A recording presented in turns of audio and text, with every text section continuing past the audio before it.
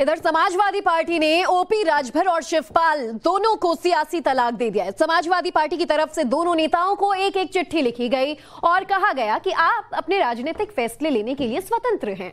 अब सवाल यह है कि जब 2022 की दोस्ती टूट चुकी है तो 2024 में कौन किसके साथ जाएगा? यूपी का नया सियासी समीकरण क्या बनने वाला है? इस बीच बीजेपी ने भी अपना दांव चल दिया है। क्या होगा बीजेपी का भी ये दांव, समझा आपको हमारी इस रिपोर्ट के जरिए।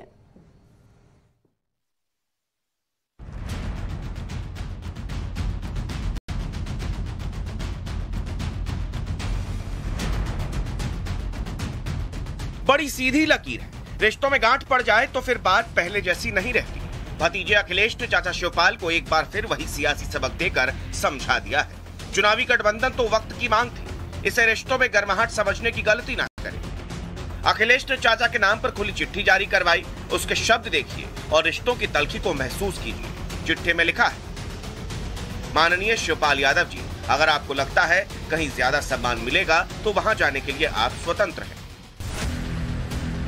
भतीजों ने बाहर का रास्ता दिखाया तो चाचा ने टका सा जवाब देने में देरी नहीं की। जवाब दिया और लिखा, मैं वैसे तो सदैव से ही स्वतंत्र था, लेकिन समाजवादी पार्टी द्वारा पत्र जारी कर मुझे औपचारिक स्वतंत्रता देने हेतु सहृदय धन्यवाद। राजनीतिक यात्रा में सिद्धांतों एवं सम्मान से समझौता अस्वीकार्य है। कल जो लेटर जारी किए गए राष्ट्रीय अध्यक्ष जी की तरफ से, तो क्या ये राष्ट्रपति चुनाव में जो क्रॉस वोटिंग हुई है उसी के चलते वो राष्ट्रीय अध्यक्ष जाने, वो हम क्या बता सकते हैं? जिन्हें जारी किया हमसे पूछो।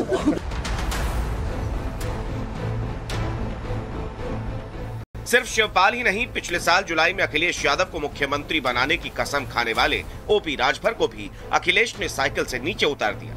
आरोप लगाए कि कस्में अखिलेश से वफादारी की खाते हैं और निभाते बीजेपी से। चिट्ठी में लिखा गया, श्री ओम प्रकाश राजभर जी, समाजवादी पार्टी लगातार बीजेपी के खिलाफ लड़ रही है।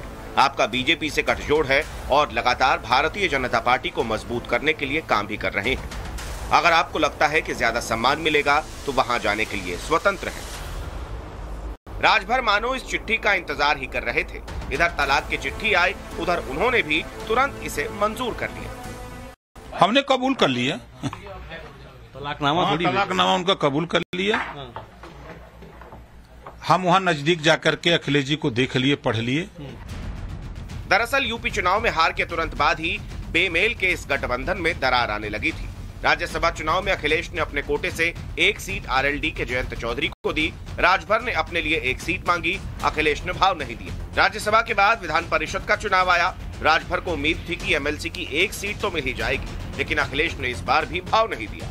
राष्ट्रपति चुनाव में यह झगड़ा और बढ़ा। राजभर और शिवपाल दोनों ने द्रौपदी मुर्मू को वोट कर दिया। बस क्या था, साथ होने का ऊपरी दिखावा भी जाता रहा। अब बीजेपी ने इस दरार में सियासत का एंगल तलाश लिया। डिप्टी सीएम केशव प्रसाद मौर्य ने तुरंत अखिलेश यादव पर पिछड़ा विरोधी होने का आरोप मढ़ दिया और लिखा, सपा अध्यक्ष श्री अखिलेश यादव जी, आप पिछड़े वर्ग के किसी भी नेता के बढ़ते कद को बर्दाश्त नहीं कर पाते। आप चाहते हैं ओबीसी का दूसरा कोई बड़ा नेता ना हो। पिछड़ों के विरोधी हैं। जब आप सीएम थे तब ओबीसी के किस नेता को डिप्टी सीएम बनाया? यानी बीजेपी ने महागठबंधन में आई दरार पर तुरंत ही सियासी फसल काटने की कोशिश शुरू कर दी। राजभर जी को बीजेपी ने सम्मान दिया, कैबिनेट मंत्री बनाया और उन्होंने बीजेपी छोड़ा। अखिलेश जी के पास गए, चुनाव उनके साथ लड़े, उनकी तारीफ किया करते थे। अब उनमें जो भी आपस में उनकी गलतफहमी हो, खटपट हो, बाहर वो लोग वहाँ से जा रहे हैं। अब उनकी मर्जी, एक राजनीतिक व्यक्ति हैं, परिपक्व व्यक्ति हैं, काफ़ी अनुभव है, एक पार्टी के मुखिया हैं। अब उनका यह है कि वो कहाँ जाएंगे, वो तो उनका अपना जो मन कहेगा वहाँ जाएंगे। इस पर कोई चीज़ कमेंट करना उचित नहीं होगा। वो किस पार्टी में जाएंगे, जहाँ वो कंफर्टेबल फील करेंगे वहाँ जाएंगे। बहरहाल अखिलेश यादव ने भली ही लकीर खींचती हो, लेकिन उसके सामने चुनौती बहुत है।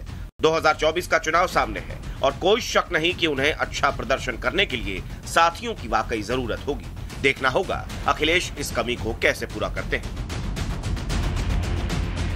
लखनऊ से मनीष यादव के साथ ब्यूरो रिपोर्ट, टाइम्स नाउ, नव भारत।